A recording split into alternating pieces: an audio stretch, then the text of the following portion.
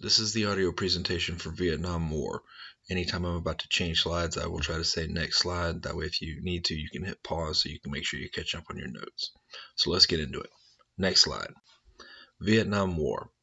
Although he had control over the North, Ho Chi Minh continued to fight for full Vietnamese unification. The United States feared the spread of communism and felt obligated to support the democratic government of South Vietnam. Next slide. In 1965, the U.S. sent weapons and over 500,000 soldiers to help defend South Vietnam. Australia, New Zealand, South Korea, the Philippines, and Thailand also supported South Vietnam. Next slide.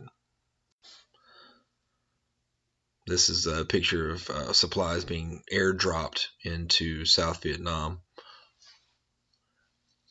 Next slide. And this is pictures of U.S. soldiers arriving in Vietnam. And this was one of the first wars. The helicopter had been in use a little bit in Korea, but it really came into its own as a kind of a battlefield thing. Weapon and mode of transportation in this war. Next slide. And again, with the helicopters and soldiers. Next slide. This is a picture of some United States airplanes conducting bombing raids over North Vietnam. This was actually, for a lot of the war, this was very rare. They didn't bomb North Vietnam because of trying to get to a point where they could sign a peace treaty. So it was one of the many criticisms after the war. Next slide. This is obviously U.S. troops kind of hunkered down in a ditch, waiting to attack. Next slide. The Viet Cong. The Vietnam War was a difficult conflict for U.S. soldiers as they were fighting not only North Vietnamese troops, but also communist supporters in South Vietnam known as the Viet Cong. The Viet Cong were mostly peasants and farmers who believed that communism would improve their way of life. They supported Ho Chi Minh and felt that it was time to end foreign involvement in their country. If you ever heard of somebody talking about Vietnam and they talk about the VC, that is the Viet Cong. And it's essentially, for lack of a better term, it would be essentially a terrorist group. Next slide. This is a famous quote by Ho Chi Minh, and it says, "If we have to fight, we shall fight. You will kill 10 of our men, and we will kill one of yours, and in the end, it will be you who will tire of it."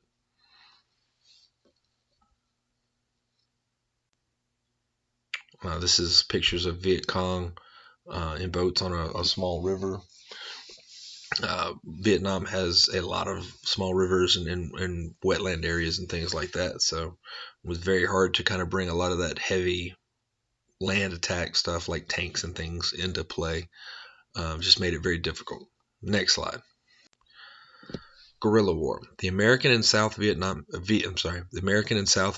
troops had better training and more supplies. The Viet Cong and North Vietnamese were made up for their weakness by engaging in guerrilla warfare. Small groups of Viet Cong would surprise attack the U.S. troops and then quickly retreat into the jungle before they had time to fight back. These attacks were brutally violent and continued for nearly a decade. Next slide. A picture of Viet Cong and North Vietnamese troops in, attacking. Next slide.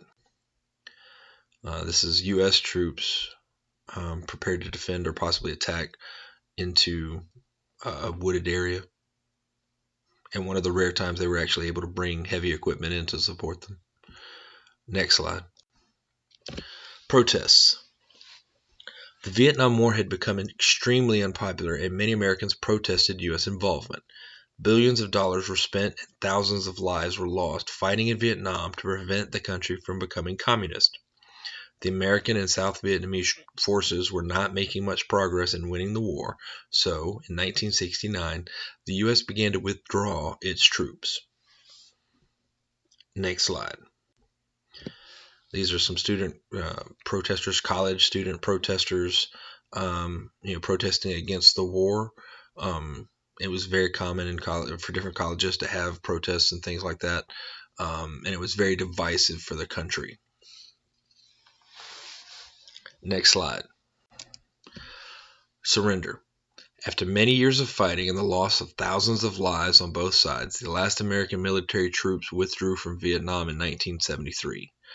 In April of 1975, South Vietnam officially surrendered.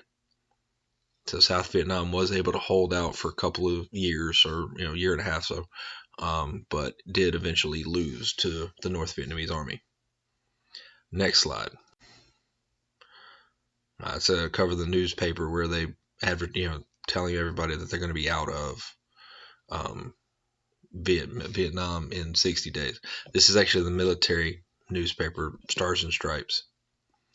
Next slide.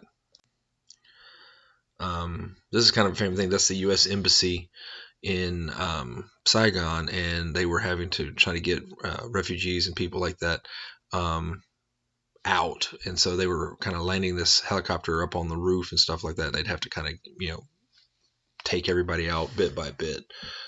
So it was a huge issue right there. Next slide. United. The North Vietnamese army took over the country and unified it as the Republic of Vietnam, a communist state. Even though Ho Chi Minh died in 1969, his dream of an independent Vietnam finally became a reality. Next slide. Communism today. Today, communist rule in North Korea has left many citizens in poverty with very little human rights. The North Korean government uses most of its resources on the military, so the people have access to few modern conveniences. In Vietnam, the government struggled for many years, but is finally starting to experience strong economic growth. So this is summing up both North Korea and Vietnam and their, what they're going on with today in terms of their communist governments. Next slide. Democracy.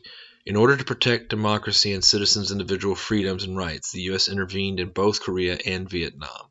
Even though America's containment policy failed in keeping communists out of Korea and Vietnam, worldwide, democracy eventually proved to be more successful. There are still a few communist countries left today, but over time, more and more have made the switch to democracy.